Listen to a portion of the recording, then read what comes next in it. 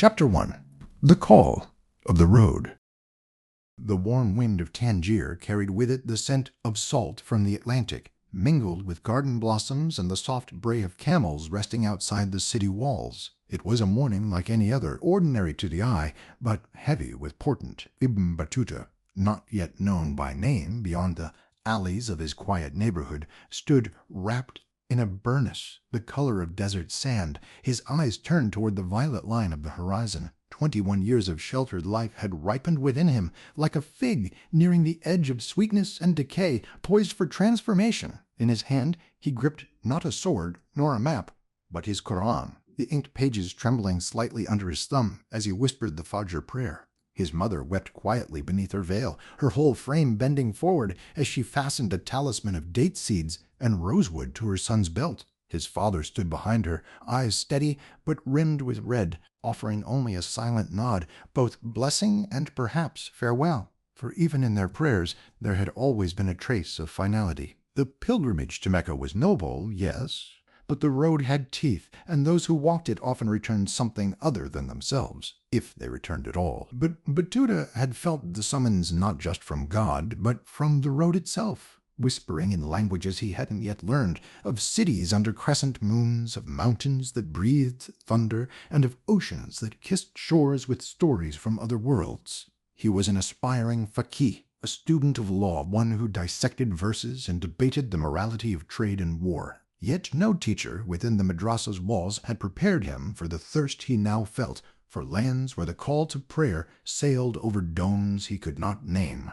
Mounted on a gray barb horse named Asmar, he departed that morning alone, too poor to afford the protection of a caravan, though not too proud to beg for guidance from the stars.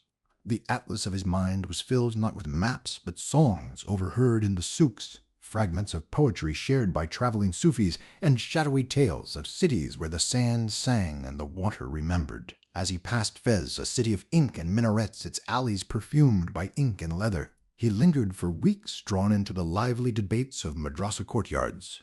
He found solace in the rhythmic cadence of legal arguments over ablution practices and obscure jurisprudence, yet felt restless by sunset, as if the dust on his sandals whispered of things more urgent than logent. A sheikh there, blind but luminous in wisdom, grasped his eagerness and warned him gently. There are truths the road conceals, not because they are forbidden, but because they must first be earned. Go in humility. Crossing the hard belly of the northern Sahara taught Ibn Battuta that fortitude was a companion no lighter than water. Sandstorms would erupt like angry jinns, sending his horse stumbling and his tent folding upon itself. He learned to brace against the wind with perfumed cloth wrapped around his face until he could breathe nothing but the memory of rose oil. Nights in the desert rang with silence so loud it shattered thought and gave birth to prayer.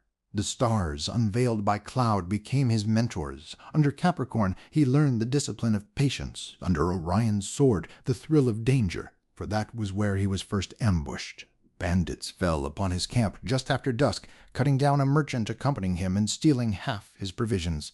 Hidden under the belly of his horse, he clutched his Koran and bit his tongue to silence his breathing. He wept not for the terror, but for the strange calm that came after, for from his hiding place he saw in the firelight the faces of his attackers, tired, thin, and anxious, not demons, but desperate men.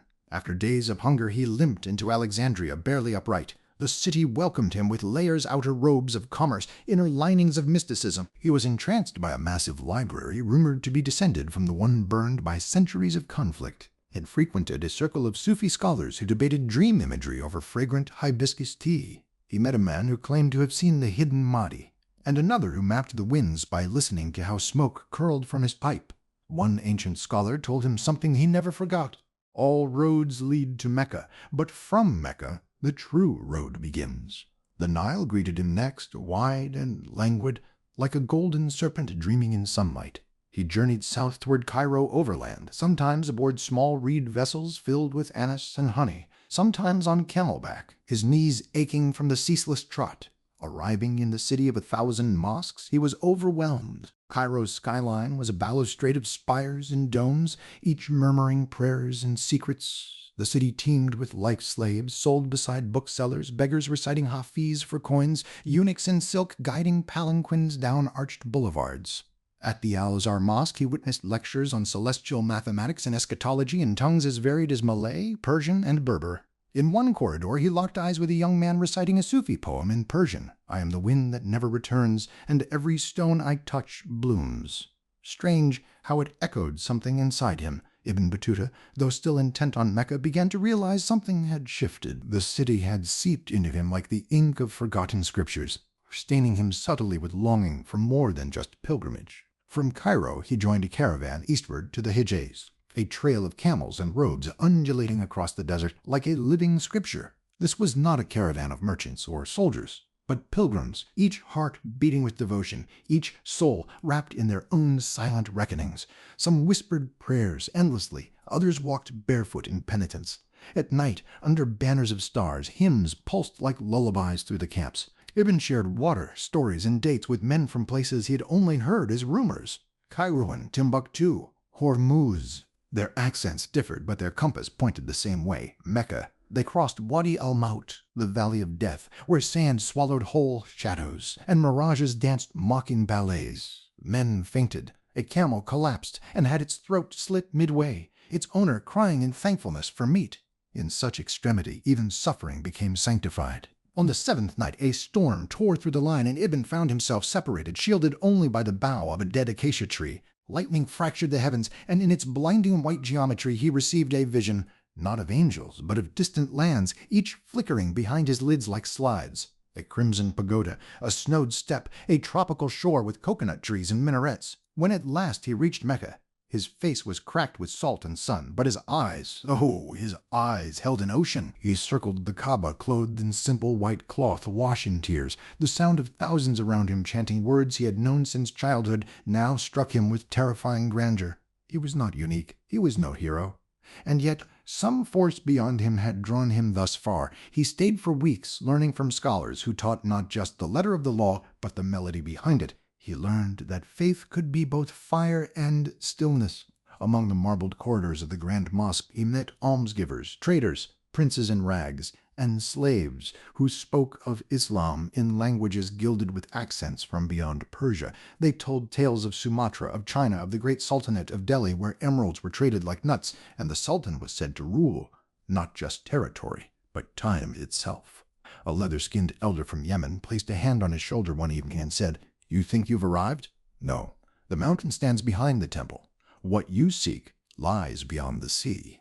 As the sun bled red over the Hejaz hills, and the muezzin's call braided itself into the dusk, Ibn Battuta stared at the gathering clouds. Mecca had fulfilled one longing and birthed another. His pilgrimage had unlocked not conclusion, but commencement. He wrote in his journal by lamplight that night, "I came seeking closeness to God, and found it woven through the lives of strangers. But I will walk until the world knows his name in every tongue, and I have tasted every story he has written in human footsteps." The road shimmered ahead, unknown, vast, dangerous, but his fear had been recast into purpose. And so, quietly, without ceremony, Ibn Battuta made his vow to follow the compass of curiosity, the map of mercy, and the stars of strange lands. Not until he was weary, but until the world itself had run out of road.